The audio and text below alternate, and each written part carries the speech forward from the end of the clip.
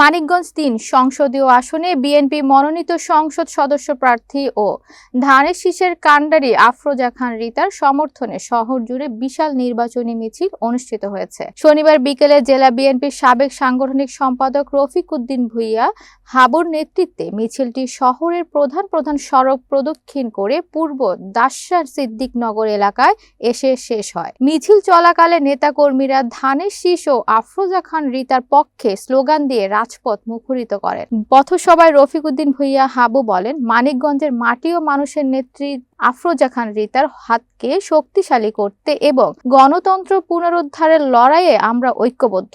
বিজয় নিশ্চিত না হওয়া পর্যন্ত নির্বাচনী প্রচারণা অব্যাহত থাকবে। সমাবেশে জেলা বিএনপি ও অঙ্গ সংগঠনের বিপুল সংখ্যক নেতাকর্মী এবং সাধারণ মানুষ উপস্থিত ছিলেন।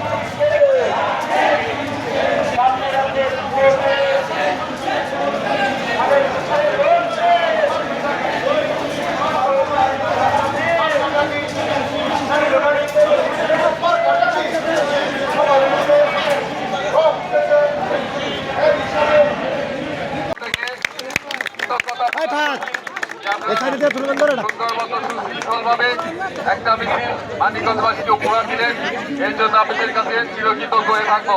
ধন্যবাদ সবাইকে। আসছে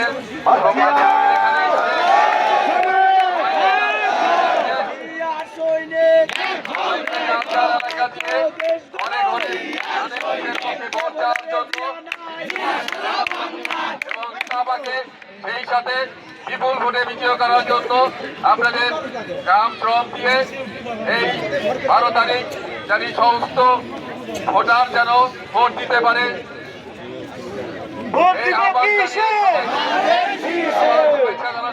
আসসালামু আলাইকুম।